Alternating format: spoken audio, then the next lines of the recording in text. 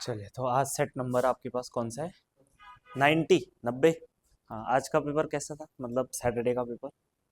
हाँ, little bit tough ना। वैसे सैटरडे को आसान रहता है पर इस बार थोड़ा सा क्या था, मॉडरेट लेवल का पेपर था। थर्सडे वाले से भी टफ लगा। हाँ बिल्कुल, थोड़ा इसमें मैंने साहित्य वाला ज़्यादा पूछ लिया ना, इसलिए टफ लगा होगा। रचना ही नहीं होगी पता, पर कोई बात नहीं, कभी कभी सैटरडे भी टफ बनना चाहिए। ठीक है, चलिए पहले प्रश्न पे आओ कि मुख्यमंत्री नमक पोषण योजना का शुभारंभ कब किया गया। अच्छा, ये भी टफ था, ये तो मैं कई बार पूछ चुका हूँ, कई बार एक्सप्लेन में भी करा चुका हूँ, है ना। तो पहला प्रश्न है आपके पास कि मुख्यमंत्री नमक पोषण योजना का शुभारंभ कब हुआ? जून 2024, जुलाई 2024, अगस्त या नवंबर 2014, कब हुआ? जुलाई 2024 में, ध्यान रखना। जुलाई 2024 में एक नई योजना आती है, नमक पोषण योजना। इस योजना के तहत क्या किया जाता है कि जो अंत्योदय कार्ड धारक होते हैं, देखिए आपने अंत्योदय कार्ड धारक, है ना, जैसे कोई सिंगल है, एक ही है, या घर में एक ही है, बहुत ज्यादा आर्थिक स्थिति है, तो एक कार्ड वितरित किया जाता है जिसको बोलते हैं अंत्योदयी कार्ड कहा जाता है। इस अंत्योदयी कार्ड पे क्या दिया जाता है? नमक दिया जाता है, और नमक बहुत ही नॉमिनल रेट में, जैसे 8 रुपए पर केजी। ठीक है, इस तरीके से क्या दिया जाता है, नमक के पैकेट दिए जाते हैं, क्योंकि भाई नमक एक एसेंशियल पार्ट है हमारे खाने का, है कि नहीं? वैसे नमक तो फ्री हो जाना चाहिए था, नहीं है? ठीक है, वैसे भी नमक बनाने में कौन सा इतनी खतरनाक प्रक्रिया अपनाई जाती है, नेचुरली मिल जाता है। बस थोड़ा बहुत जो उसका खर्चा है वो किस पे लगता है? लॉजिस्टिक पे लगता है ना। लॉजिस्टिक जानते हैं आप क्या होता है लॉजिस्टिक? हाँ, उसकी पैकेजिंग, उसका ट्रांसपोर्टेशन, है ना। ठीक है, चलिए तो पहला आपका इसका आंसर हो जाएगा बी। इसके अलावा अगर 2024 की बात करें तो 2024 में और भी योजनाएं सरकार लेके आती, जैसे एक योजना है कौन सी, जो आती है 8 मई 2024। 8 मई 2024 में एक योजना और आती है, और इस योजना को बोलते हैं क्या? पिरुल लाओ, पिरुल लाओ पैसा पाओ। ठीक है, पिरुल लाओ पैसा पाओ या पैसा कमाओ। 8 मई 2024 से सरकार जो है इस योजना को लेके आती है, पिरुल लाओ पैसा कमाओ। योजना का जो मुख्य उद्देश्य है, उद्देश्य क्या है भाई? आपको पता है हमारे राज्य की एक सबसे बड़ी जो समस्या है वो क्या है? वनाग्नि, है ना। वनों में जो ग्रीष्म ऋतु में जो आग लगती है, वो सबसे बड़ी समस्या, बहुत बड़ी पर्यावरणीय क्या है, समस्या है। और आग लगने का जो मुख्य कारण है वो क्या है? क्या है आग लगने का मुख्य कारण? हाँ, मेन है पिरुल। क्योंकि आपने देखा होगा मध्य हिमालय में एक पेड़ होता है जिसको बोलते हैं चीड़ का पेड़, और चीड़ का पेड़ क्या करता है? अग्नि को बहुत जल्दी लपेट लेता है। उसकी पत्तियां जब झड़ जाती है तो पूरा सूखा सूखा ही हो जाता है, और ये जल्दी से क्या कर लेता है? आग पकड़ लेता है। उसके बाद चीड़ की जो लकड़ी होती है उसमें क्या होता है, जिसको छिलका भी कहते हैं, छिल्ला, जो जनरली आग जलाने के काम भी आते हैं। ठीक है, तो अगर एक बार उस पर आग लगी तो भाई बुझता नहीं है। तो जो चीड़ की पत्तियां हैं ये सबसे ज्यादा नुकसानदायक हैं। ठीक है, और आग लगना क्या हो जाता है? आसान हो जाता है। तो एक तो देखो इस योजना से ये फायदा होगा, ठीक है, एक तो प्रोडक्ट तो मिलेगा ही मिलेगा, क्योंकि पिरुल से और चीजें भी बनाई जा रही है। ठीक है, दूसरा क्या होगा कि जो स्थानीय लोग होंगे, स्थानीय लोगों को क्या मिलेगा? रोजगार मिलेगा। और ऐसा मत समझना कि कुछ सस्ता ही 1-2 रुपए किलो, नहीं। ठीक है, कितने रुपए किलो? 50 रुपए किलो। सरकार कितने रुपए में लेगी? 50 रुपए केजी। तो आप ये मान के चलो कल के दिन ये भी ऑप्शन है, अगर इधर कुछ नहीं हुआ तो, है ना, ये भी है। हल्का भी होता है। हाँ तो होता है ना, तो लाओ, तभी तो जाओ और एक कंडी उठाओ और सीधा लेके आओ 20-30 किलो। 10 किलो भी लेके आएंगे तो 50 रुपए, 20 किलो लेके जाएंगे 100, और 100 नहीं रहे, 1000 रुपए। तो एक दिन का 1000 रुपए, 30 दिन का 30 हजार। सरकारी नौकरी में भी तो उतना ही मिलेगा। है ना, अगर फॉरेस्ट गार्ड बन गए, क्लर्क बन गए, तो इतना ही तो मिलेगा, 30-35 हजार।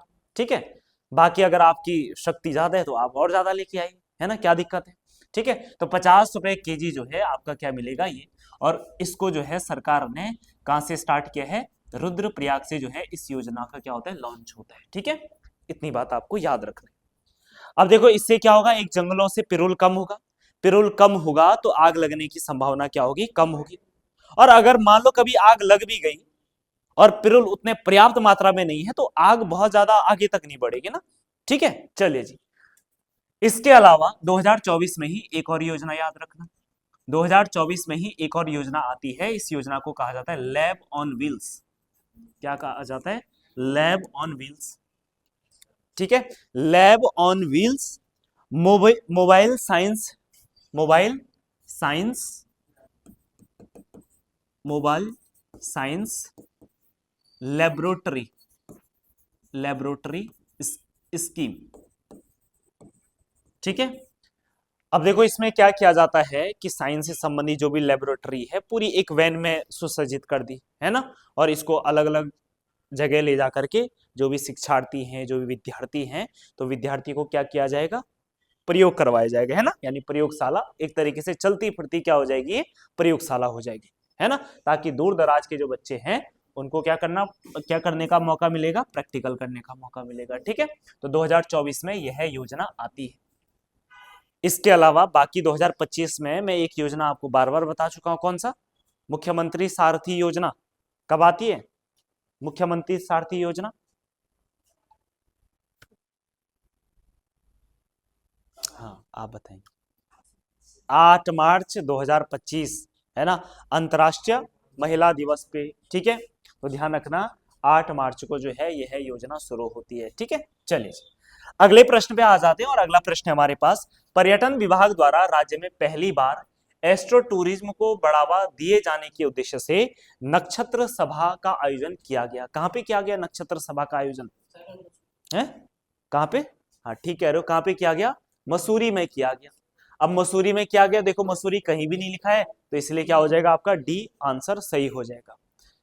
अब देखो नक्षत्र सभा क्या है? नक्षत्र अगर मैं कह रहा हूं तो आप ये बात समझ गए होंगे, ये संबंधित है आपका एस्ट्रोनॉमी से, खगोल विज्ञान से संबंधित हो जाएगा। अब हमारा जो राज्य है, हमारा राज्य देखो, अगर हम क्लाइमेट के हिसाब से देखें तो बड़ा शानदार मौसम रहता है यहाँ पे, रहता नहीं रहता? अगर आप मैदानी क्षेत्रों में देखेंगे तो हमेशा धुंध छाई रहती है, तो वहां पे आप तारों को या जो भी आकाशीय घटनाएं हैं उनको स्पष्ट रूप से नहीं देख पाएंगे। और इसके लिए क्योंकि हमारे उत्तराखंड में क्या रहता है, आसमान एकदम बिल्कुल साफ नीला दिखता है, तो यहाँ पे क्या है, एस्ट्रो के क्षेत्र में है या इसके पर्यटन में क्या है, बहुत ज्यादा संभावनाएं हैं। तो सरकार ये चाहती है कि कल के दिन टूरिज्म तो नॉर्मल है ही हमारे यहाँ, एक कौन सा टूरिज्म हो? एस्ट्रो टूरिज्म भी हो। यहाँ लोग आकर के क्या करेंगे? दूरबीन की सहायता से, जो भी विभिन्न प्रकार के यंत्रों की सहायता से क्या कर सकते हैं? तारे हैं, ग्रह हैं, या मतलब जो भी है, ठीक है, जो भी मतलब आकाशीय पिंड है, उन आकाशीय पिंडों का क्या ले सकते हैं? मतलब मजा ले सकते हैं। तो ये भी उत्तराखंड में क्या हो रहा है? टूरिज्म के क्षेत्र में एक नई संभावना बढ़ रही है। इसी को बढ़ावा देने के लिए मसूरी में क्या किया गया? नक्षत्र सभा का आयोजन किया गया। अब देखो नक्षत्र सभा तो आप कहीं भी करो, सभा मतलब क्या? मीटिंग एक तरीके से, या एक तरीके से मेला समझ लीजिए। अब इसके लिए और हमें क्या करना पड़ेगा? हमें एक मैकेनिज्म भी तैयार करना पड़ेगा, या एक वैसा भवन भी बनाना पड़ेगा कि जहां पे आपको प्रॉपर ऐसी चीजें सीखने को भी मिली और जानने को भी मिल जाए। तो इसीलिए सरकार ने, ध्यान रखना, एक नक्षत्र भवन भी बनाया जा रहा है। क्या बनाया जा रहा है? नक्षत्र भवन भी बनाया जा रहा है। और जो नक्षत्र भवन बनाया जा रहा है, ये कहां पे बनाया जा रहा है? नहीं, ये कहां पे बनाया जा रहा है? कहा? कोई ठीक बोल रहा है? वेदिनी नहीं, वेदिनी विज्ञान में नहीं, ये बनाया जा रहा है आपका डीडी हाट में। कहां पे बनाया जा रहा है? डीडी हाट में। जो डाइट होता है ना, डाइट, डाइट जानते हैं आप? जो जैसे आपने डीएलएड दिया होगा ना, डीएलएड किसी ने दिया होगा, तो उनकी जो ट्रेनिंग होती है ना 2 साल की, वो डाइट में ही तो होती है। या आप ये मान के चलिए जो शिक्षक होते हैं ना, शिक्षक, तो समय समय पर आपने देखा होगा शिक्षकों की ट्रेनिंग हो रही है। तो हर डिस्ट्रिक्ट में क्या होता है? शिक्षकों की एक ट्रेनिंग सेंटर होता है, जहां पे उनको क्या किया जाता है? ट्रेन किया जाता है। अब चाहे वो डिप्लोमा वाले हो, चाहे वो रेगुलर टीचर हो, ठीक है, समय समय पे अलग अलग स्कीम आती रहती है, तो उनको ट्रेन किया जाता है। तो उसके लिए क्या होते हैं? हर जिले में डाइट होते हैं। तो ध्यान रखना, इसी डाइट में जो है नक्षत्र भवन का क्या किया जा रहा है? निर्माण किया जा रहा है। तो अगर नक्षत्र भवन आता है तो ये कहां पे हो जाएगा? डीडी हाट के डाइट में, यानी कि पिथौरागढ़ के डाइट में। और अगर नक्षत्र सभा आ जाएगा तो ये कहां हो जाएगा? मसूरी हो जाएगा। क्लियर? चलिए अगला प्रश्न, नेक्स्ट प्रश्न है, उत्तराखंड की किस महिला पर्यावरण विद को APJ Abdul Kalam green environment promotional award दिया गया? ग्रीन एनवायरमेंटल प्रमोशन अवार्ड दिया।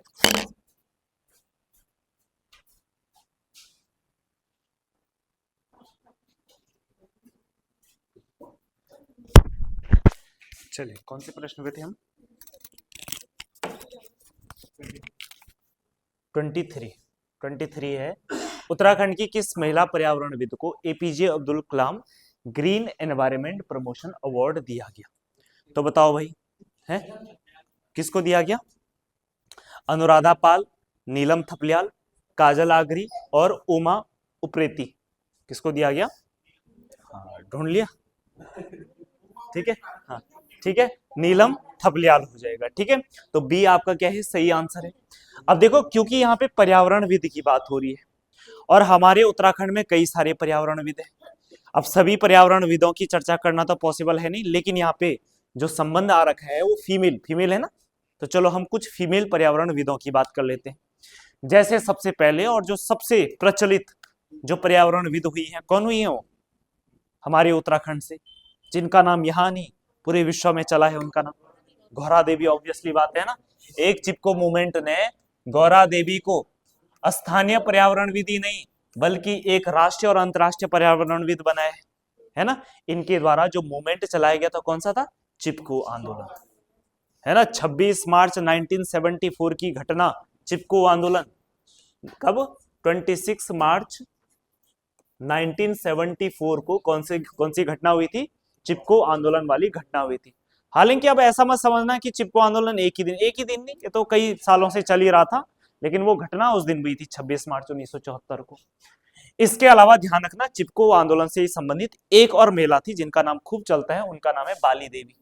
उनका नाम क्या है? बाली देवी। तो बाली देवी के बारे में भी आप याद रखोगी, तो बाली देवी भी क्या होगी? एक पर्यावरणविद होगी। इसके अलावा अगर और बात करें तो एक है आपका वंदना शिवा, है ना। हाँ, वंदना शिवा। वंदना शिवा की बात करें तो वंदना शिवा भी क्या है? एक आपकी एनवायरमेंटलिस्ट हो जाएगी, यानी कि पर्यावरणविद हो जाएगी। इन्होंने एक आंदोलन चलाया था, उस आंदोलन का नाम क्या था? नवधान्य आंदोलन। नवधान्य आंदोलन हो जाएगा, नवधान्य आंदोलन, ठीक है। नव मतलब 9, धान्य मतलब अनाज, तो यानी कि 9 बीजों की बात हो रही है यहाँ पे। और इस नवधान्य आंदोलन का जो मुख्य उद्देश्य है, वो उद्देश्य क्या है भाई? उद्देश्य ये है कि राज्य में किस प्रकार से जैविक खेती को बढ़ावा दिया जाए। क्योंकि देखो, आने वाले टाइम पे हम कितने भी केमिकल्स फर्टिलाइजर्स यूज कर लें, तो उसने तो आने वाले टाइम पे खेती की जो उर्वरता है उसको क्या करना है? धीरे धीरे खत्म ही करना है। उससे जो फसल होगी ऑब्वियसली बात है वो भी खराब ही होगी, है ना। तो इसलिए इन्होंने जो है जैविक खेती को बढ़ावा देने के लिए इस आंदोलन को क्या किया गया था? क्या किया गया था? किया गया था जैविक आंदोलन। और इसी आंदोलन के तहत ये क्या करती है कि राज्य के युवाओं या राज्य के कृषकों को क्या देती है? जैविक खेती बढ़ाने के लिए क्या देती है? प्रशिक्षण देते हैं, ठीक है। वंदना शिवा के अलावा एक और महिला लिखेंगे आप, और है उनका नाम, हाँ, राधा भट्ट भी है। एक है बसंती देवी, ये भी याद रखो, हाँ, बसंती देवी, ठीक है। बसंती देवी की बात करें तो बसंती देवी ने जो कोसी नदी है, कोसी नदी के उद्धार के लिए इन्होंने खूब सारा प्रयास किया है ना। तो बसंती देवी को ध्यान रखना 2022 में क्या दिया गया? पद्मश्री अवार्ड दिया गया। तो पद्मश्री बड़ा इंपॉर्टेंट है। और इनके द्वारा जो आंदोलन चलाया गया वो आंदोलन था कोसी बचाओ आंदोलन,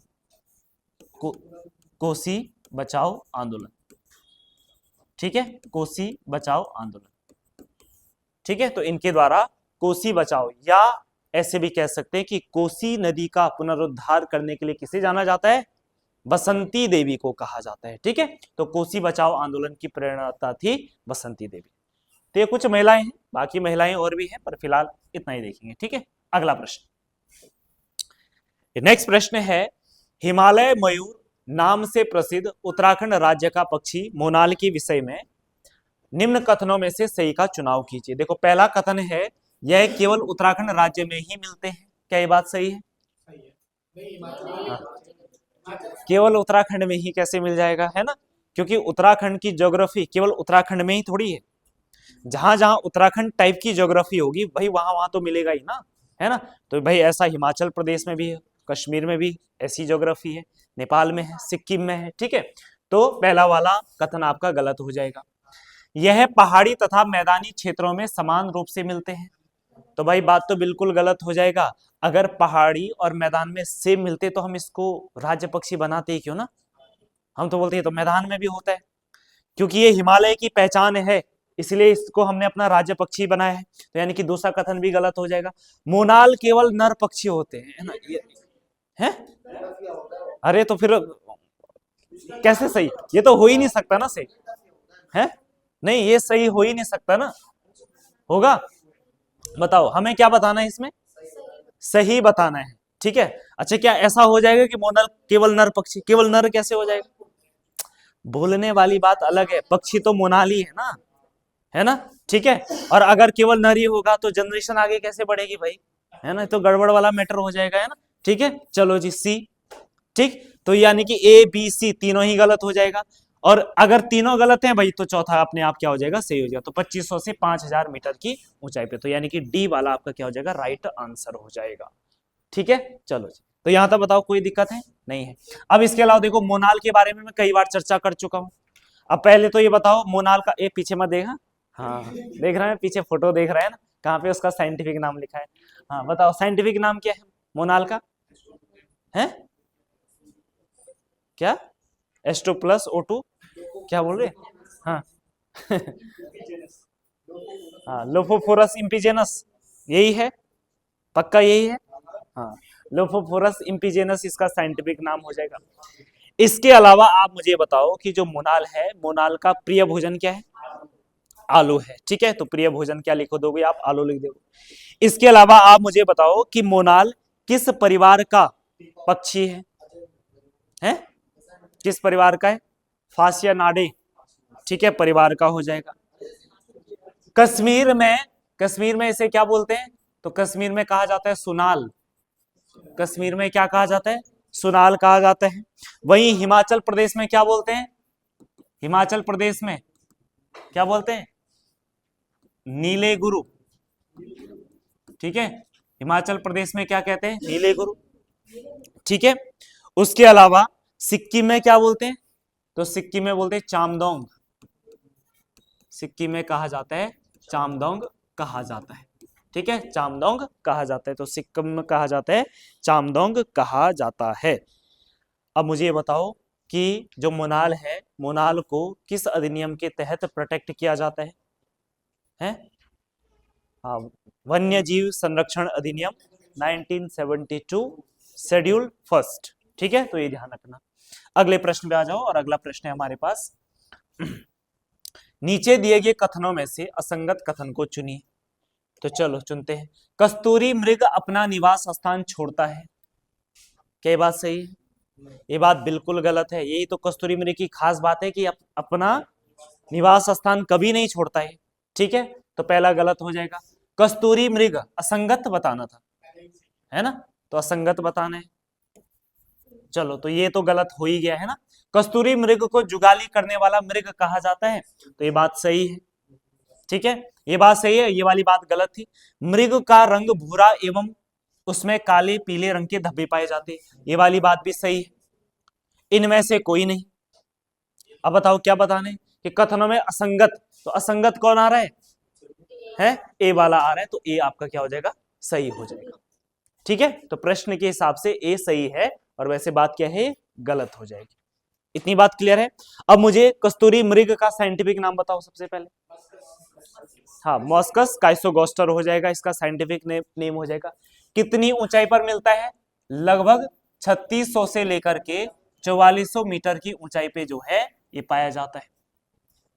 ठीक है, इसके अलावा अब ये बताओ किस कुल का है? किस कुल का है? कुल कौन सा है इसका? अगुलोटा। अगुलोटा कुल। ठीक है, और वहीं अगर परिवार की बात करें तो मॉसिडो परिवार एवं मॉसिडो परिवार एवं मॉसिडो परिवार हो जाएगा। फैमिली है मॉसिडो, और कुल क्या होता है? स्पीसीज अगुलोटा हो जाएगा। ठीक, इसके अलावा नेपाल में ध्यान रखना, नेपाल में से क्या कहा जाता है? नेपाल में कपिल कहा जाता है। क्या कहा जाता है? हाँ, कपिल। नेपाल में कहा जाता है कपिल। कश्मीर में क्या कहा जाता है? कश्मीर में कहा जाता है पिंगल। ठीक है, कश्मीर में क्या कहा जाता है? पिंगल कहा जाता है। और सिक्किम में बात करें तो सिक्किम में कृष्ण कहा जाता है। सिक्किम में क्या बोलते हैं? कृष्ण कहा जाता है। बाकी अगर कस्तूरी मृग की बात करें तो इसका भोजन क्या होता है? केदारपाती भोजन होता है इसका। हाँ, मुख्य जो भोजन है वो है केदारपाती। ऊंचाई लगभग कितनी होती है? ऊंचाई हाँ, लगभग 20 इंच ऊंचाई ऊंचाई होती है। इसके अलावा इसकी सूंघने की क्षमता कम होती है, ज्यादा होती है, बहुत तेज होती है।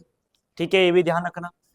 इसके अलावा इससे प्रति 3 वर्ष में कस्तूरी निकाला जाता है, जो कि एक केमिकल होता है ना। कितना निकाला जाता है? 30 से 45 ग्राम निकाला जाता है। और इससे जो केमिकल निकाला जाता है, जिसको हम कस्तूरी बोल रहे हैं, इसका साइंटिफिक नाम क्या है? हाँ, मिथाइल ट्राइक्लोरो पेंटाडेकनॉल हो जाएगा। ठीक है, ये भी ध्यान रखना आप। चलो जी, अगले प्रश्न पे आ जाओ। नेक्स्ट प्रश्न है, उत्तराखंड के संदर्भ में निम्नलिखित जिलों में से किन जिलों की तहसीलों की संख्या समान है? तो बताओ भाई। टिहरी, चमोली, पौड़ी गढ़वाल, अल्मोड़ा। बताओ, टिहरी में कितनी तहसीलें हैं? है कितने? 12। अच्छा, इतना खुद बढ़ा दिया कुछ।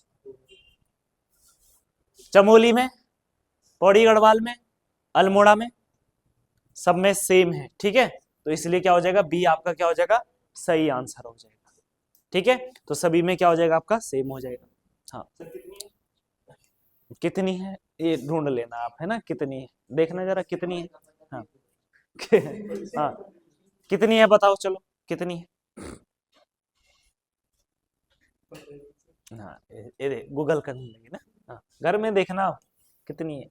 अगला प्रश्न, कौन सा संशोधन अधिनियम भारत में स्थानीय शासन संस्थाओं से संबंधित है?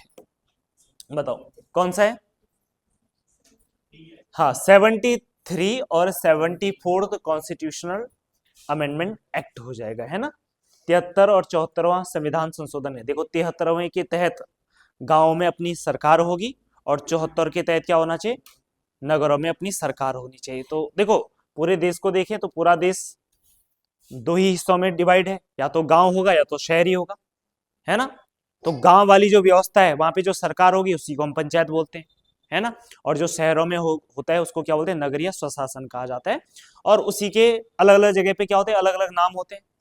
छोटा शहर है तो नगर पंचायत, उससे बड़ा है नगर पालिका, उससे बड़ा है तो नगर निगम, और उससे बड़ा है फिर क्या? उससे बड़ा है तब, अबे राज्य की तो बात ही नहीं हो रही अभी। नगरीय स्वशासन में बोल रहा हूं। जैसे बहुत छोटा शहर है, नगर परिषद। सबसे छोटा नगर पंचायत। जैसे जैसे आपके गांव के बगल में एक थोड़ा छोटा बड़ा शहर होता होगा ना, छोटा छोटा, अब जो भयंकर शहर बन रहा है, ठीक ठाक बन रहा है, तो नगर पंचायत। उससे बड़ा शहर हुआ तो उसको नगर पालिका। उससे बड़ा नगर हुआ तो वहां की व्यवस्था नगर निगम देगा। अब मैं कह रहा हूं उससे भी बड़ा, जैसे देहरादून नगर निगम है, और अगर इससे बड़ा भी हो गया, मान लो कल के दिन ऋषिकेश देहरादून पूरा खचाखच भर गया, फिर तब नगर निगम थोड़ी बोलेंगे इसको, तब तो बहुत बड़ा हो गया। तब इसको म्यूनिसिपैलिटीज, दिल्ली में नहीं होती म्यूनिसिपैलिटीज, मुंबई में आजकल इलेक्शन नहीं हुई, म्यूनिसिपैलिटीज, वहां नगर निगम बोलते हैं। मुंबई नगर निगम के चुनाव हो रहे, सुना आपने? दिल्ली नगर निगम है, म्यूनिसिपैलिटी बोलते हैं ना। म्यूनिसिपैलिटीज के क्या हो रहे हैं वहां पे?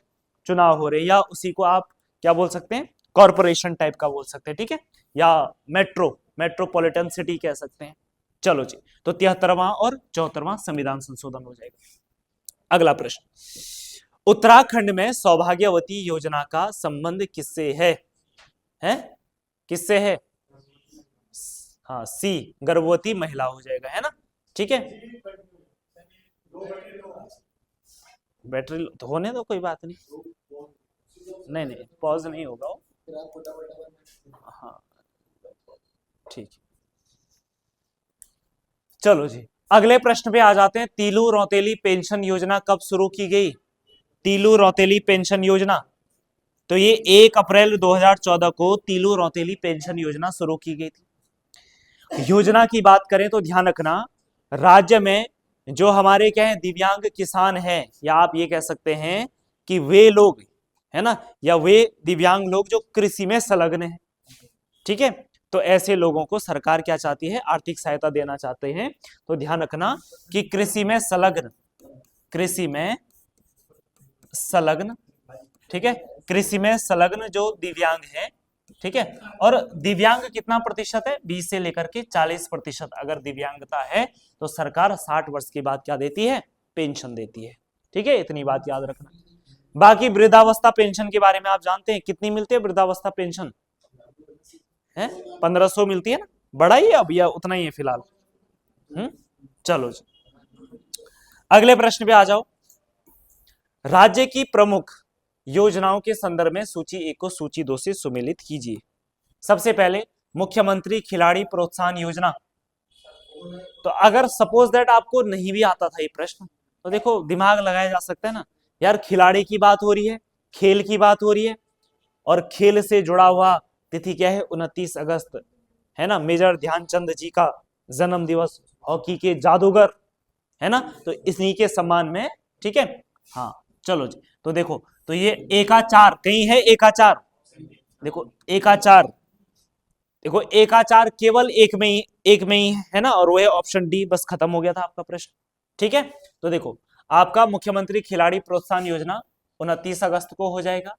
मुख्यमंत्री, अब तो वैसे मैच कर ही सकते हैं, मुख्यमंत्री संपर्क योजना 4 सितंबर 2023, निजी हेलीपैड योजना 4 दिसंबर 2023, और उत्तराखंड ईंधन सखी योजना 15 सितंबर नहीं 15 दिसंबर 2023 हो जाएगा। ठीक है, ये ध्यान रखोगे। अगला प्रश्न, हेमंती नंदन बहुगुणा गढ़वाल विश्वविद्यालय को केंद्रीय विश्वविद्यालय का दर्जा कब दिया गया? हाँ जी बताओ, कब दिया गया? क्या? नहीं, ठीक है, वो जहां आपने पढ़ा वो गलत है। ठीक है, ठीक है, 14 जनवरी नहीं, 14 जनवरी को नहीं, 3 किताब में 15 जनवरी लिखा हुआ है। ठीक है, हाँ नहीं 15 जनवरी ही सही है। जो पीआईक्यू वाली जो किताब रहेगी उसमें गलत लिखा हुआ है ना, मिस प्रिंट हो रखा होगा। ठीक है, तो ध्यान रखना है आपको। ठीक है, तो देखो कब हुआ? हेमंती नंदन बहुगुणा गढ़वाल विश्वविद्यालय को केंद्रीय विश्वविद्यालय का दर्जा 15 जनवरी 2009 में दिया गया। वही स्थापना की बात करें तो ध्यान रखना, स्थापना कब हुई? 1973 में इसकी क्या होती है? स्थापना होती है। ठीक है, 1973 में जब इसकी स्थापना हुई तब इसको केवल गढ़वाल विश्वविद्यालय बोलते थे, है ना। 1989 में इस विश्वविद्यालय का नाम हेमंती नंदन जी के नाम पे रखा गया। कब? 1989 में। तो 1989 में इसका नाम एचएनबी गढ़वाल यूनिवर्सिटी कर दिया गया, है ना। बाकी 15 जनवरी 2009 को क्या मिल गया? केंद्रीय विश्वविद्यालय का दर्जा मिल गया। बाकी हमारे राज्य के अन्य राजकीय विश्वविद्यालयों की बात करें तो ध्यान रखना, सबसे पहले 1960 में, है ना, भारत का पहला एग्रीकल्चर यूनिवर्सिटी कौन सा बना? पंतनगर विश्वविद्यालय, पंतनगर कृषि विश्वविद्यालय। ठीक है, कृषि विश्वविद्यालय हो जाएगा, या इसी को क्या बोलते? गोविंद बल्लभ बल्लभ पंत कृषि एवं प्रौद्योगिकी विश्वविद्यालय, है ना। ठीक है, चलिए 1973 में एक और विश्वविद्यालय बनता है हेमंती नंदन बहुगुणा जी के साथ। कौन सा बनता है? गढ़वाल विश्वविद्यालय के साथ कुमाऊं विश्वविद्यालय की भी स्थापना होती है, क्योंकि एक विश्वविद्यालय हमें गढ़वाल में चाहिए था, एक कुमाऊं में चाहिए था। अगर केवल गढ़वाल में ही बनाएंगे कुमाऊं वाले नाराज हो जाएंगे, केवल कुमाऊं में ही बनाएंगे तो गढ़वाल वाले नाराज हो जाएंगे। ठीक है, तो इसलिए दोनों जगह बनाई गई थी। फिर साल ध्यान रखना 2005, 2005 में हमारे राज्य में 4 विश्वविद्यालय बनाए गए। ठीक है, एक आपका कौन सा हो जाएगा? यही बगल पे है, दून विश्वविद्यालय। ठीक है, इसके अलावा एक ऐसा विश्वविद्यालय की भी जरूरत थी जहां पे हर कोई पढ़े, एज डजंट मैटर, है ना। कौन सा? उत्तराखंड मुक्त विश्वविद्यालय, उत्तराखंड मुक्त विश्वविद्यालय, ये भी 2005 में ही बनता है। और कहां पर है उत्तराखंड मुक्त विश्वविद्यालय? कहां पर है?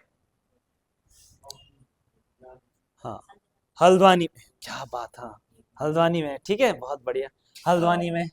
जो आंसर किसी ने दिया वो आपने दिया, हाँ, और जो आंसर सब देते हैं वो आपने देते हैं, है ना। चलो जी, उत्तराखंड मुक्त विश्वविद्यालय। इसके अलावा ध्यान रखना एक और विश्वविद्यालय, तकनीकी विश्वविद्यालय, उत्तराखंड तकनीकी विश्वविद्यालय। इसकी स्थापना भी 2005 में ही होती है। 2020 में इसका नाम रखा गया वीर माधो सिंह भंडारी उत्तराखंड टेक्निकल यूनिवर्सिटी। पहले इसका नाम क्या था? केवल उत्तराखंड टेक्निकल यूनिवर्सिटी। 2020 में इसका माधो सिंह भंडारी के नाम पे किया गया। इसके अलावा दोन विश्वविद्यालय हो गया, उत्तराखंड मुक्त विश्वविद्यालय, तकनीकी विश्वविद्यालय, और इसके अलावा एक और विश्वविद्यालय है उत्तराखंड आवासीय विश्वविद्यालय, उत्तराखंड आवासीय विश्वविद्यालय। और ये कहां पर है? ये है अल्मोड़ा में। तो 2005 में देखो 5 नए विश्वविद्यालय बनाए जाते हैं। ठीक है, 5 क्या बनाए जाते हैं? नए विश्वविद्यालय बनाए जाते हैं। हाँ, ये उत्तराखंड ये ना अरे ये थोड़ा गलत हो गया, उत्तराखंड आवासीय वाला नहीं, ये 2016 में बनता है ये वाला। हाँ ठीक है, यहाँ पे एक और था संस्कृत विश्वविद्यालय, उत्तराखंड संस्कृत विश्वविद्यालय। और उत्तराखंड संस्कृत जो विश्वविद्यालय है ये कहाँ पर है? हरिद्वार में। ठीक है, ये हरिद्वार, देव संस्कृति अलग है। हाँ ठीक है, ये है संस्कृत विश्वविद्यालय। तकनीकी वाला देहरादून में, देखो ये भी लिख दो साथ में, ये देहरादून में है, ये हरिद्वार में है। दोनों विश्वविद्यालय देहरादून में हो जाएगा और ये आपका हल्द्वानी में हो जाएगा। ठीक है, ये कहां पे हो जाएगा? हल्द्वानी में हो जाएगा। उसके बाद साल 2010 में एक और राजकीय विश्वविद्यालय जिसका नाम क्या? सिरदेव सुमन, सिरदेव सुमन उत्तराखंड विश्वविद्यालय। उत्तराखंड विश्वविद्यालय की स्थापना जो है 2010 में हुई। उसके अलावा साल 2011 में एक और विश्वविद्यालय याद रखोगे, वीर चंद्र सिंह गढ़वाली, वीर चंद्र सिंह गढ़वाली औद्योगिकी एवं वानिकी विश्वविद्यालय, जो कि पौड़ी के भरसार में। वानिकी विश्वविद्यालय कहाँ पे हो जाएगा? पौड़ी गढ़वाल के भरसार नामक स्थान पे हो जाएगा। तो ये कुछ राजकीय विश्वविद्यालयों को आप अच्छे से याद रखेंगे। बाकी प्राइवेट वाले बहुत सारे हैं, है ना, तो उनको किसी अगले दिन चर्चा करेंगे। जैसे ग्राफिकेरा है, हिमगिरी जी यूनिवर्सिटी है, इसके अलावा उत्तरांचल यूनिवर्सिटी है। ठीक है, और बहुत सारे क्वांटम यूनिवर्सिटी है, गुरुकुल कांगड़ी यूनिवर्सिटी है, बहुत सारी यूनिवर्सिटियां हैं। तो फिलहाल आप इनको याद रखोगे। अगले प्रश्न पे आ जाते हैं, इंसाइक्लोपीडिया, बातें मत करो। हाँ, इंसाइक्लोपीडिया ऑफ उत्तराखंड किसे कहा जाता है? इंसाइक्लोपीडिया ऑफ उत्तराखंड कहा जाता है श्री प्रसाद डबराल को कहा जाता है, और इनका उपनाम चारण भी है। श्री प्रसाद डबराल जी की बात करें तो भाई पहली बात तो ये है कि इनका जन्म कब हुआ? इनका जन्म 1902 ईस्वी में कहां पे हुआ? पौड़ी गढ़वाल में होता है। ठीक है, पौड़ी गढ़वाल में इनका जन्म हुआ। मेन इनकी जो कर्म भूमि है वो कौन सी रही है? हमेशा दुगड्डा रही है ना। पौड़ी में एक स्थान पड़ता है दुगड्डा, तो ध्यान रखना दुगड्डा में ही इन्होंने एक प्रेस खोली जिसका नाम क्या था? वीर गाथा प्रेस। ठीक है, तो वीर गाथा नाम की प्रेस जो है इनके द्वारा क्या की गई? स्टार्ट की गई। और वीर गाथा प्रकाशन से ही यहां से क्या छपती थी? किताबें छपा करती थी। इसके अलावा ध्यान रखना दुगड्डा में ही इन्होंने एक क्या बनाया? उत्तराखंड विद्या भवन बनाया। क्या बनाया? उत्तराखंड विद्या भवन बनाया, जिसके अंदर क्या है? जो कि अपने आप में एक संग्रहालय भी है और लाइब्रेरी भी है। इनकी रचनाओं की बात करें तो इन्होंने कई सारी रचनाएं, कई सारी किताबें हैं। जैसे किताब है उत्तराखंड का इतिहास, उत्तराखंड का इतिहास, जो कि कितने खंडों में आया है? 12 खंडों में। ठीक है, 12 भागों में या 12 खंडों में। इसके अलावा उत्तरांचल के मुद्रा एवं अभिलेख, मुद्रा एवं अभिलेख हो जाएगा। उत्तरांचल के मुद्रा एवं अभिलेख हो जाएगा। इसके अलावा एक गोरा बादल हो गया, गोरा बादल। इसके अलावा गढ़वाली मेघदूत, गढ़वाली मेघदूत नाम की किताब भी इन्हीं के द्वारा लिखी गई। ठीक है, गढ़वाली मेघदूत हो जाएगा। इसके अलावा उत्तराखंड के पशुचारक, ये भी एक किताब है, उत्तराखंड के पशुचारक। और इसके अलावा एक और किताब उत्तराखंड के भूटांतिक। ठीक है, तो ये कुछ किताबें जो हैं श्री प्रसाद डबराल के द्वारा लिखी गई है। ठीक है, अगले प्रश्न पे आओ। नेक्स्ट प्रश्न है, निम्न में से चारण जी की प्रमुख रचनाएं बताओ। उत्तराखंड का इतिहास है, अभी तो करा। गोरा बादल है, बिल्कुल है। गढ़वाली मेघदूत है, तो सभी आपके क्या हो जाएंगे? सही आंसर हो जाएंगे। दैवज्ञ उपनाम से कौन जाने जाते हैं? तो दैवज्ञ उपनाम से जो है मुकुंद राम बर्तवाल जी जाने जाते हैं। ठीक है, इन्होंने ध्यान रखना 1 लाख श्लोकों की रचना करी। 1 लाख श्लोक अपने आप में बहुत बड़ी बात है। 1 लाख श्लोकों की क्या करी? रचना की। इसी कीर्ति के लिए ध्यान रखना भारतीय ज्योतिष अनुसंधान जो संस्थान है उनके द्वारा इनको एक उपाधि दी गई, अभिनव 12 मिहिर की उपाधि। अभिनव 12 मिहिर की क्या दी गई? उपाधि दी गई। अभिनव 12 मिहिर की क्या दी गई? उपाधि दी गई। अब इनके द्वारा कुछ किताबें लिखी गई, जैसे किताब है जातक सूत्रम, जातक सूत्रम हो जाएगा, एक किताब ये है। इसके अलावा दूसरी किताब है ज्योतिषी रत्नाकार, ज्योतिषी रत्नाकार हो जाएगा, ठीक है। मुकुंद कोश हो जाएगा, ठीक। तो ये कुछ इनकी प्रमुख रचनाएं हैं, वैसे बहुत सारी, पर मुख्य रूप से आप इनको याद रखें, ठीक। अगला प्रश्न, उत्तर प्रदेश के मुख्यमंत्री योगी आदित्यनाथ जी के संदर्भ में कौन सा विकल्प सही नहीं है? पहला है इनका मूल नाम अजय सिंह बिष्ट है, क्या ये बात सही है? बिल्कुल सही बात है। इनका संबंध पौड़ी जनपद के पंचूर ग्राम से है, ये बात सही है। और पंचूर ग्राम कौन से ब्लॉक में पड़ता है? अगर मान लो यहाँ पे गांव नहीं दिया होता, इनका ब्लॉक दिया होता है ना, तो फिर ध्यान रखने, तो ये आपका कौन से यमकेश्वर ब्लॉक, जो कि पौड़ी के यमकेश्वर ब्लॉक में पड़ता है। इनके पिता का नाम आनंद सिंह बिष्ट है, क्या ये बात सही है? बिल्कुल एकदम सही है। तो यानी कि ये भी सही, ये भी सही, ये भी सही, सभी सही है, तो ये आपका डी सही हो जाएगा, है ना। बाकी आपको पता है कि योगी आदित्यनाथ जी मुख्य रूप से अब कहाँ जुड़े हुए हैं? देखो सीएम तो हैं, पर उससे पहले या मेन कहाँ के ये मठाधिकारी हैं? गोरखनाथ, है ना, गोरखपुर, वहां पे गोरखनाथ जो मंदिर है वहां के मुख्य वो है ना, ठीक है। चलिए जी, वहां के संत बोलो, जो भी बोलो आप, है ना, ठीक। और आपको पता है कब से मुख्यमंत्री है उत्तर प्रदेश में? ये ऐसा नाम है जो किसी ने नहीं सोचा था कि ये व्यक्ति भी मुख्यमंत्री बनेगा, है ना। उसके एक दिन पहले तो भी पता नहीं था कि कौन मुख्यमंत्री, मतलब रेस में भी नहीं था ऐसा व्यक्ति। अचानक आ जाता है कि ये व्यक्ति क्या बनेगा? मुख्यमंत्री बनेगा, तो अपने आप में, ठीक है, उत्तराखंड के लिए भी गौरव वाली बात है। और वैसे भी जो काम है वहां पे वो गौरव वाले काम है ना। उत्तराखंड की जो, उत्तराखंड की नहीं, उत्तर प्रदेश का जो लॉ एंड ऑर्डर है, आज देखोगे पहले की तुलना में काफी क्या 500 गुना अच्छा हो गया, है ना, बहुत बढ़िया हो गया, शानदार हो चुका है, ठीक है। 2017 से ये क्या बोलते हैं, 2017 में इलेक्शन हुए थे ना, उत्तराखंड और उत्तर प्रदेश दोनों एक साथ। सेम कंडीशन यहाँ भी थी, यहाँ वाला पर्ची गलत पड़ गई थी उस टाइम पे, है ना वहां वाली पर्ची अच्छी पड़ गई। यहाँ पे कौन बने थे? हाँ, उत्तराखंड में 2017 में कौन बने थे, है ना, त्रिवेंद्र सिंह रावत, ठीक है। तो उत्तराखंड में गलत पर्ची, दोनों उत्तराखंड और उत्तर प्रदेश के चुनाव एक साथ ही होते हैं, है ना, विधानसभा के चुनाव। तो उत्तराखंड में गलत पर्ची पड़ी और उत्तर प्रदेश में खतरनाक वाली पर्ची पड़ी, है ना, ठीक है। काश यहाँ भी पर्ची पड़ती है, बोलते आप ही देख लो इधर भी ना, तो फिर बढ़िया ही हो जाता ना, है।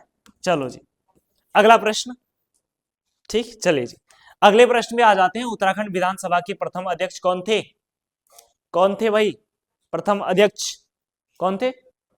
प्रकाश पंत जी हो जाएंगे। प्रकाश पंत उत्तराखंड के प्रथम अध्यक्ष, ठीक है। अगर प्रश्न ये आ जाए कि अंतरिम अध्यक्ष, तो भी यही होंगे। सिंपल प्रश्न है कि प्रथम अध्यक्ष, तो भी प्रकाश पंत। अगर ये आ जाए कि अंतरिम कौन है, तो भी यही होंगे। अगर ये आ जाता है कि पहली निर्वाचित विधानसभा के प्रथम अध्यक्ष, तब यशपाल आर्य हो जाएंगे। और अगर ये आता है कि हमारे, सिंपल प्रश्न है, हमारे राज्य के दूसरे विधानसभा अध्यक्ष, तो तब आपका यशपाल आर्य हो जाएगा, तब भी। क्लियर है, ठीक है। चलो जी, तो पहले नंबर पे आपके प्रकाश पंत, दूसरे नंबर पे आपके यशपाल आर्य, तीसरे नंबर पे हरवंश कपूर, चौथे नंबर पे गोविंद सिंह कुंजवाल, पांचवें नंबर पे कौन? प्रेमचंद अग्रवाल, प्रेमचंद अग्रवाल हो जाएंगे। और छठे नंबर पे जो वर्तमान में है रितु खंडूड़ी, है ना। अभी तक तो 6 ही तो हुए हैं, है ना, और रितु खंडूड़ी अभी वर्तमान में क्या है, कार्यरत है। तो ये आपको ध्यान रखना। बस यहाँ पे देखो शुरुआत वाले में दिक्कत होती है हमेशा, ध्यान एक बार थोड़ा इसको ठीक से क्लियर कर लो। हाँ, अगर प्रथम अध्यक्ष आ गया प्रकाश पंत, अगर ये आता है अंतरिम, तो भी प्रकाश पंत होगा। लेकिन अगर आता है कि निर्वाचित विधानसभा के प्रथम, निर्वाचित विधानसभा यानी चुनाव की बात, तो तब यशपाल आर्य हो जाएंगे, ठीक है। वैसे यशपाल आर्य दूसरे नंबर पे, लेकिन निर्वाचित विधानसभा में पहले नंबर पे हो जाएंगे। चलो अगला प्रश्न, निम्न में से कौन सी जोड़ी सही सुमिलित नहीं है? शीतल राज पर्वतारोही है, क्या ये बात सही है? शीतलराज पर्वतारोही है। क्या ये बात सही है? बताओ है या नहीं? बिल्कुल सही है ना, सही है। इसके अलावा इनके बारे में एक और बात याद रखोगी कि सबसे कम उम्र में इन्होंने, सबसे कम उम्र में, सबसे कम उम्र में कौन सा पर्वत, कंचनजंगा, कंचनजंगा पर्वत पे क्या करी इन्होंने, चढ़ाई करी या आरोहण किया। और कब किया? 2018 में। 2018 में सबसे कम उम्र में कंचनजंगा का क्या किया, सफल आरोहण किया। 2019 में ध्यान रखना, 2019 में ये कहां किस पे चढ़ी? माउंट एवरेस्ट पे, माउंट एवरेस्ट। ठीक है, तो ये आप शीतलराज के बारे में ध्यान रखना। कहां से शीतलराज? पिथौरागढ़ से, ध्यान रखना। ठीक है, पर्वतारोही का जनपद आ जाता है। महिम वर्मा बीसीसीआई के उपाध्यक्ष रहे, ठीक बात है। हरि सिंह थापा एथलेटिक्स, अच्छा जी, हरि सिंह थापा हम लगातार डिस्कस कर रहे हैं, ये बॉक्सिंग प्लेयर है। क्या है? बॉक्सिंग खिलाड़ी है, बॉक्सिंग।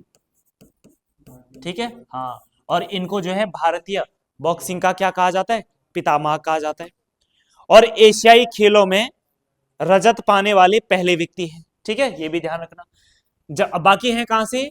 तो ये है पिथौरागढ़ से हो जाएंगे। जगजीत सिंह राष्ट्रीय स्तर के भारोत्तोलक खिलाड़ी, ये बात भी बिल्कुल सही है। और जगदीश सिंह कहां से? ये है उधम सिंह नगर से।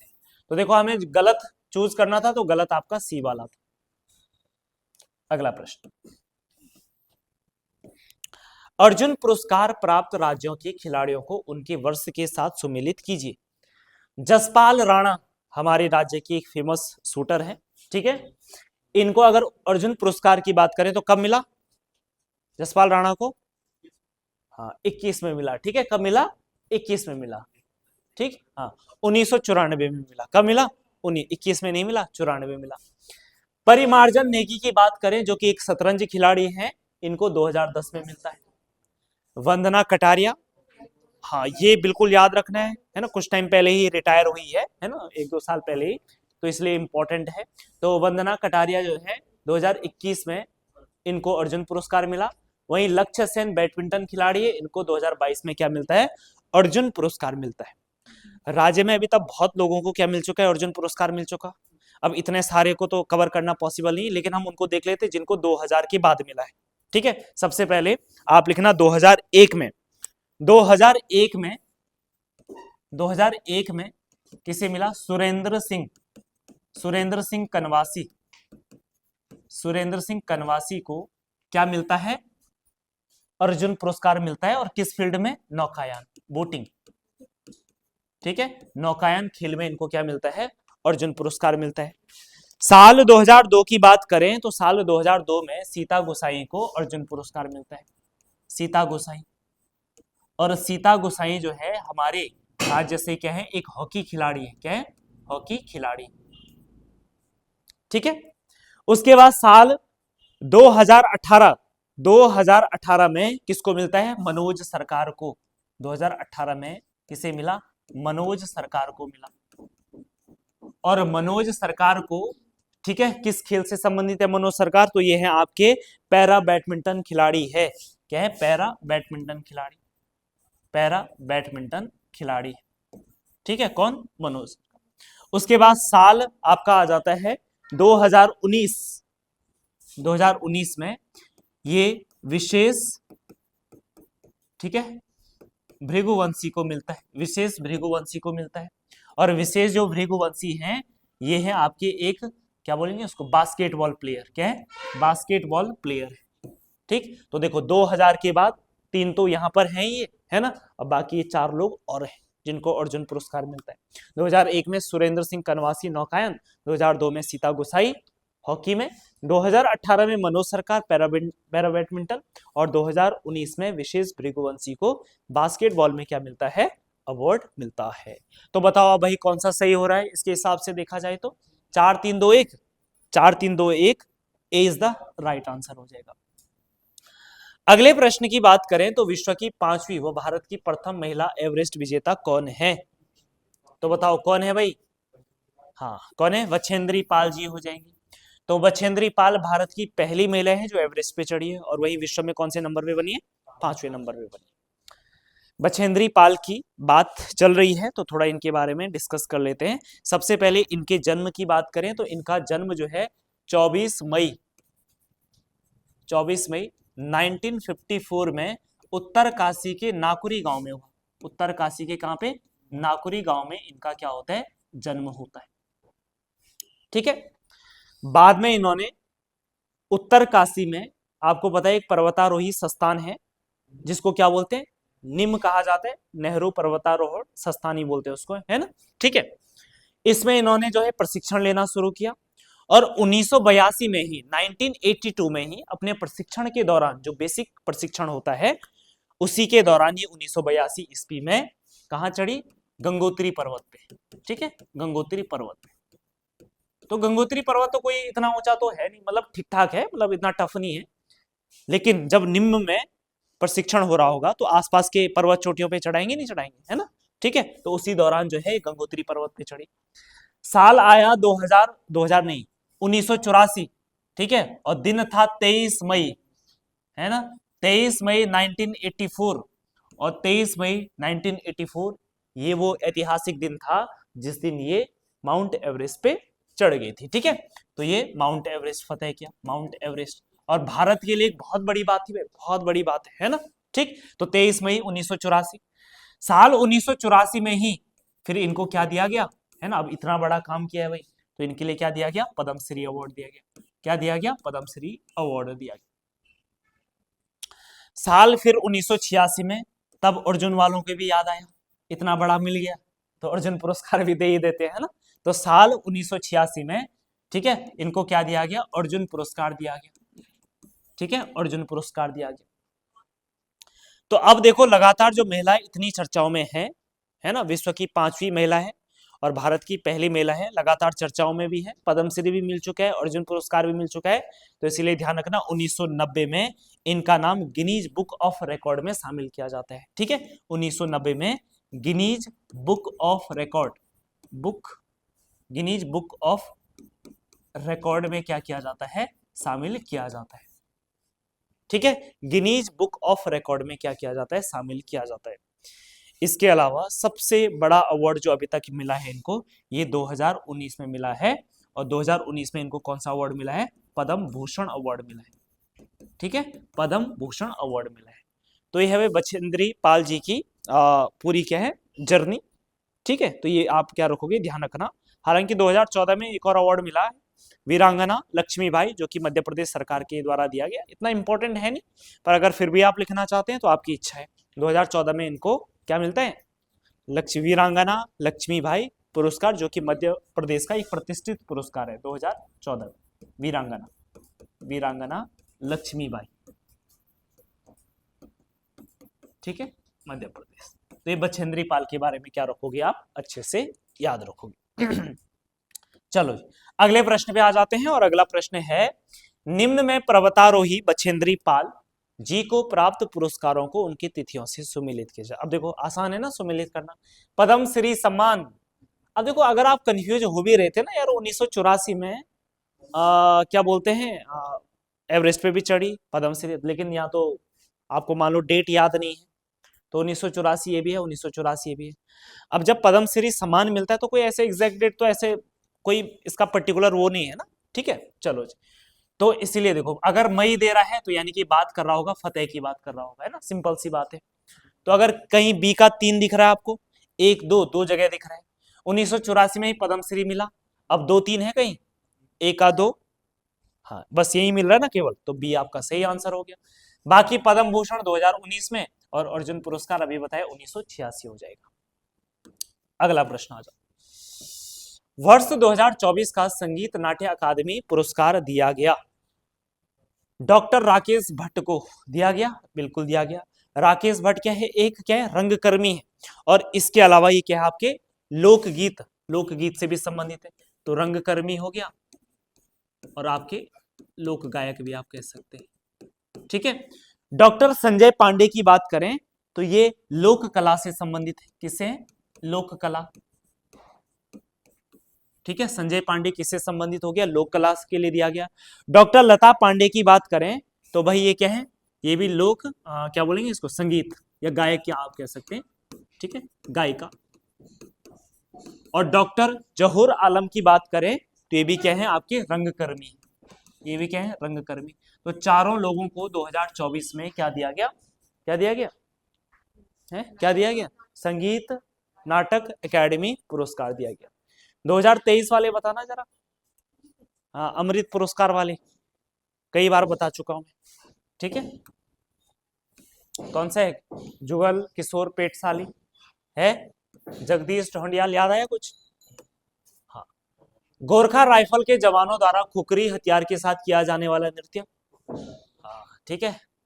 कई लोगों ने ये भी गलत किया होगा ना, कई लोग सोचेंगे इस जानबूझ के एग्जामिनर ने फंसाया होगा, यार खुखरी नहीं हो सकता ना कई बार होता ना ऐसा, है ना, हाँ, ऐसा भी होता है और कई बार किया भी जाता है ऐसा, ठीक है। तो बी आपका सही हो जाएगा।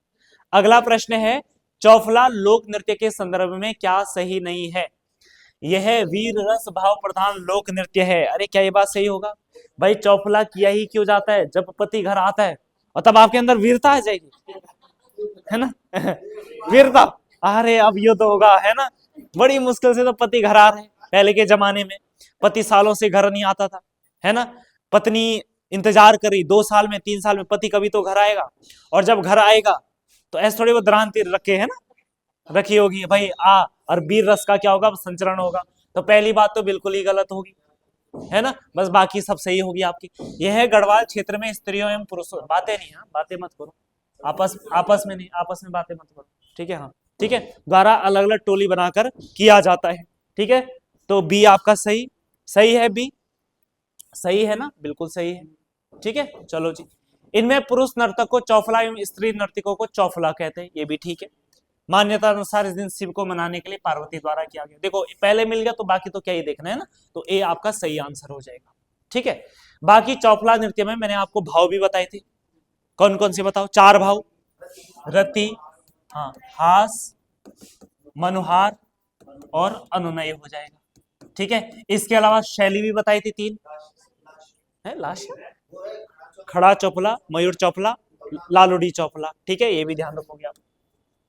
अगला प्रश्न, कुमाऊं क्षेत्र में माघ महीने में गाया जाने वाला सामूहिक नृत्य, हाँ कौन सा है, तो भाई ये झोड़ा ही होता है, ठीक है। चलो जी, चौफला गीत अभी बताया, चैती पसारा गीत चैत के महीने में, है ना, ठीक है।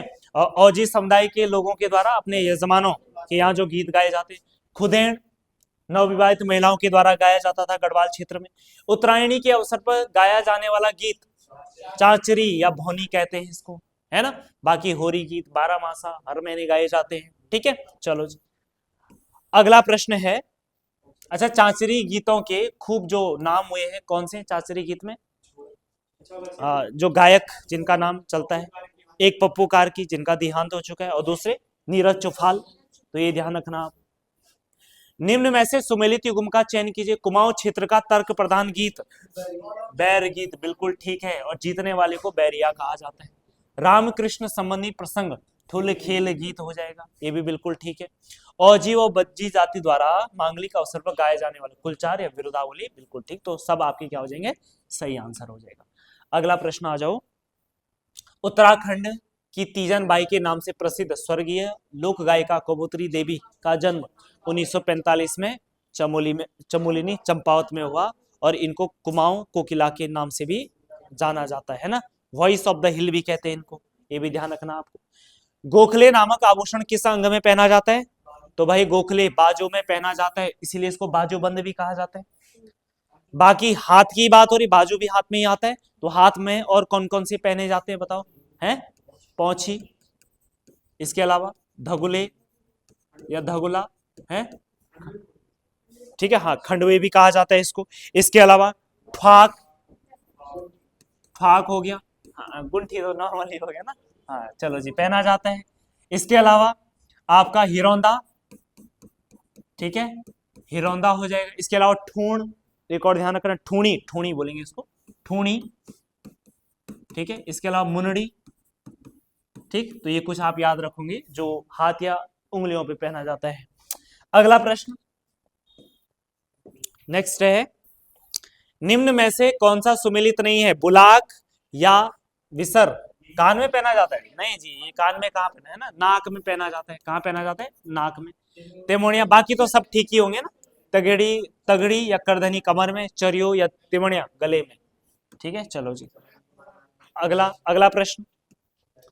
राज्य के परंपरागत आभूषणों के संदर्भ में कौन सा कथन सुमेलित है?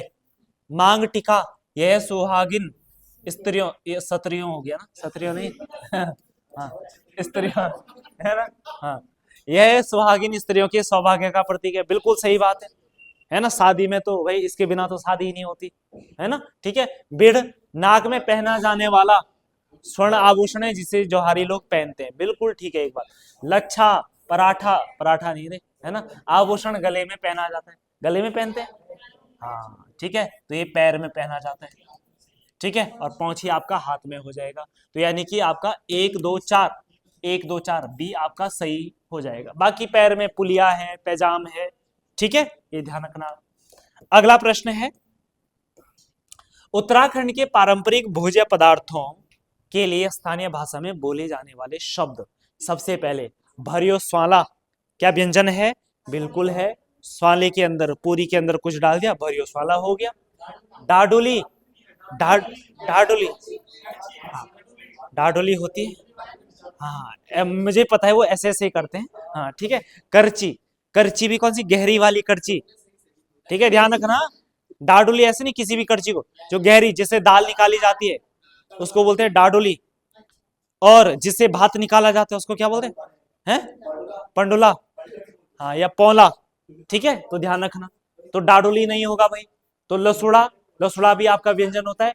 खिचवाड़ी भी, है ना, आलू या मूली की होती है। तो देखो ये आपका भोज्य पदार्थ नहीं है डाडोली वाला।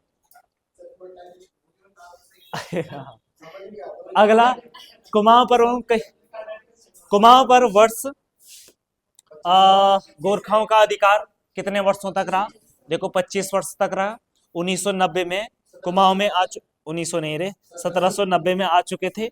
1790 से लेकर के 1915 ईस्वी तक, है ना, अरे 1815 ईस्वी तक, है ना, 1815 ईस्वी तक लगभग 25 साल। और वहीं अगर गढ़वाल की बात करें तो गढ़वाल में लगभग 10 या 10.5 साल, है ना। तो यानी कि 1804 से लेकर के और 1800 कब तक हो जाएगा? ये लगभग 15 तक हो जाएगा। ठीक है, तो ये गढ़वाल में 10.5 साल और कुमाऊं में 25 साल, है ना। चलो बेचारे कुमाऊं वाले नहीं, है ना, क्या ही कैसे हाल की होगी। गढ़वाल वाले बच गई, चलो 10 साल ही सहना पड़ा, है ना, वही तो। अगला प्रश्न, गोरखाकालीन शब्दावली को कूट के माध्यम से मिलान करिए। देखो कठुआ किसे कहा जाता था? ब्राह्मण दास को। विचारी न्यायाधीश हुआ करता था। कामी कौन होता था? शिल्पकर्मी। और जगरिया जागचा कार्यरत सैनिक। और जो 2 साल में विमुक्त होता था उसको क्या बोलते थे? बगुड़िया नहीं, ढाकरिया, या इसी को ढाकचा कहा जाता था। क्या कहा जाता था? ढाकचा कहा जाता। तो देखो मिलान करिए, एकाचार, एकाचार, तो ऑप्शन बी आपका सही हो जाएगा। अगला प्रश्न आ जाओ, 1815 से 1859 तक किस पवार शासक का कार्यकाल रहा? तो देखो सुदर्शन शाह। और देखो सुदर्शन शाह ने टिहरी रियासत की स्थापना 28 दिसंबर कब करी? 1800 कब हो जाएगा? 15 ईस्वी हो जाएगा। ठीक है, और इसीलिए देखो ध्यान रखना, इस दिन क्या मनाते हैं? रेस्टोरेशन डे मनाते हैं, यानी टिहरी स्थापना दिवस। ठीक है, रेस्टोरेशन डे या टिहरी स्थापना दिवस मनाया जाता है 28 दिसंबर 1815 ईस्वी को मनाया जाता है। बाकी सुदर्शन शाह की बात करें, इन्होंने एक किताब लिखी, उसका नाम क्या था? सभासार। ठीक है, इनके द्वारा कौन सी किताब लिखी गई? सभासार। और किस भाषा में थी? किस भाषा में थी? अभी आया था पुलिस में ये प्रश्न, ब्रज भाषा में लिखी गई थी। और इसी किताब में इन्होंने खुद को क्या बोला? सूरत कवि। ठीक है, इन्होंने क्या कहा? खुद को सूरत कवि की उपाधि दे दी। बाकी इनकी बात करें 1948 में 1848 में इन्होंने जो है टिहरी में राजभवन की स्थापना की, और इसी राजभवन को पुराना दरबार के नाम से जाना जाता है। पुराना दरबार के नाम से जाना जाता है। इन्हीं के शासन काल में अठूर क्षेत्र में 1851 में एक विद्रोह भी होता है। ठीक है, उसी को क्या बोलते हैं? अठूर विद्रोह कहा जाता है। ठीक है, अठूर विद्रोह बद्री सिंह असवाल के नेतृत्व में। ठीक है, ये ध्यान रखोगे आप फिलहाल। अगला प्रश्न, निम्न में से रेस्टोरेशन डे, तो देखो टिहरी स्थापना दिवस, ये तो हो ही गया। ठीक, अगला प्रश्न आ जाओ भाई, निम्न में से कौन सा सत्य है? अल्मोड़ा से प्रकाशित शक्ति साप्ताहिक साप्ताहिक पत्र था, ठीक है। शक्ति पत्र का अंक 15 अक्टूबर 1918 को विजयदशमी के दिन निकाला, तो सी आपका क्या हो जाएगा? सही हो जाएगा। 1918 में आपको पता ही है कि 1918 में अल्मोड़ा अखबार बंद होने की वजह से इन्होंने जो है शक्ति नामक अखबार निकाला था। अगला प्रश्न, सूची 1 को सूची 2 से मिलान करिए। चलो जी, अच्छा प्रश्न है ये भी। सबसे पहले देखो, पुरुषार्थ की बात करें तो जो पुरुषार्थ नामक समाचार पत्र है, बताओ कब निकला था ये? पुरुषार्थ कई बार करा चुका हूं मैं। पुरुषार्थ 1918 ईस्वी में, ठीक है, हाँ 1918 में यह पत्रिका निकाली गई गिरिजादत्त नेथाणी के द्वारा। किसके द्वारा? गिरिजादत्त नेथाणी, गिरिजादत्त नेथाणी जी हो जाएंगे। और गिरिजादत्त नेथाणी के द्वारा जो है कहां से निकाला गया? दुगड्डा से निकाला गया। बाकी विशाल कीर्ति की बात करें भाई, विशाल कीर्ति जो है 1913 ईस्वी में निकलता है, और गढ़वाली भाषा का ये पहला समाचार पत्र था, गढ़वाली भाषा का पहला समाचार पत्र, ठीक है, जो कि कहां से निकलता है? पौड़ी से निकलता है, ठीक। बाकी इसकी बात करें 1913 में किसके द्वारा निकाला गया? सदानंद कुकरेती के द्वारा, सदानंद कुकरेती के द्वारा, ठीक है, यह अखबार निकाला गया, सदानंद कुकरेती। गढ़वाल हितैषी की बात करें तो भाई ये लैंसडाउन से निकलता है, और गढ़वाल हितैषी 1936 में, ठीक है, 1936 में किसके द्वारा? पीताम्बर दत्त, पीताम्बर पीताम्बर दत्त हो जाएंगे। पीताम्बर दत्त के द्वारा ये कहां से निकाला गया? लैंसडाउन से 1936 ईस्वी में निकाला गया। लास्ट है आपका गढ़देश, और गढ़देश की बात करें तो ये आपका 1928-29 में, 1928-29 में ये निकाला गया कृपाराम मिश्र के द्वारा, कृपाराम मिश्र के द्वारा ये कोटद्वार से निकाला जाता है, ठीक है। तो कम से कम आज जो है इन 4 अखबार को तो याद कर सकते हैं, बाकी अखबार की लिस्ट बहुत ज्यादा है, तो कम से कम इस पेपर में अगर आपने 4 भी याद कर लिए बहुत है, अगले पेपर में फिर कोई दूसरा आ जाएगा, ठीक है। तो ऐसे ये रिवीजन होता रहेगा, ठीक। चलिए जी, बाकी मिलाओ इनको, 1 का 2, ठीक है, फिर इसका बी है, हाँ चलो बी हो जाएगा, ठीक है। अगले प्रश्न में आ जाओ। देहरादून से प्रकाशित प्रथम गढ़वाली भाषा का मासिक अखबार गढ़वाली का प्रकाशन कब हुआ? तो देखो ये बड़ा वैसे प्रश्न था, हाँ 6 मई 1905, ध्यान रखना, ठीक है, 6 मई 1905 को निकाला गया। सुधाकर नामक हस्तलिखित पत्रिका का संपादन किसने किया? इलाचंद जोशी, ठीक है, इलाचंद जोशी के द्वारा इसका जो है अल्मोड़ा से क्या किया जाता है? संपादन किया जाता है। वहीं अगर सुधाकर इलाचंद जोशी की बात करें तो इनका जन्म 1902 में अल्मोड़ा में होता है, 1902 में इनका जन्म कहां पे हुआ? अल्मोड़ा। ये आपके एक मनोवैज्ञानिक उपन्यासकार थे। इनकी रचनाओं की बात करें, बड़ी इंपॉर्टेंट रचनाएं हैं, जैसे जहाज का पंछी, जहाज का पंछी, ठीक है, पर्दे की रानी, ठीक है, सन्यासी हो जाएगा। इसके अलावा घृणामयी हो गया, ठीक है, घृणामयी हो गया। घृणामयी के अलावा प्रेत और छाया, प्रेत और छाया, प्रेत और छाया के अलावा आपका जो है ये हो गया। बाकी इनकी कुछ कहानियां हैं, जैसे खंडहर की आत्माएं, खंडहर की आत्माएं, ठीक है। इसके अलावा मुक्तिपथ है, मुक्तिपथ है, आहुति है। इसके अलावा जैसे आपका क्या हो जाएगा? महापुरुषों की, महापुरुषों की प्रेम कहानियां, प्रेम कहानियां, महापुरुषों की प्रेम कहानियां, ठीक है। तो देखो ये था आपका इलाचंद जोशी जी के बारे में, ठीक है। चलो जी, इलाचंद जोशी के बारे में हो जाए। और अगला प्रश्न आ जाओ, अगला प्रश्न है और आज की क्लास का अंतिम प्रश्न, निम्न में से उत्तराखंड का भगीरथ कहा जाता है, किसे कहेंगे? पीबी काटले। इन्होंने खूब सारी नहरों का निर्माण करवाया है ना, और ऑब्वियसली बात है, नहर किस लिए होती है? पानी लाने के लिए। जहां पानी नहीं था वहां भी पानी पहुंचा दिया, है ना, ठीक है। तो आपका पीबी काटले सही हो जाएगा, B is the right answer हो जाएगा, ठीक है। तो इसके साथ ये सेट नंबर 90 का उत्तराखंड का सॉल्यूशन था। मिलेंगे आपसे नेक्स्ट क्लास में, तब तक के लिए थैंक यू।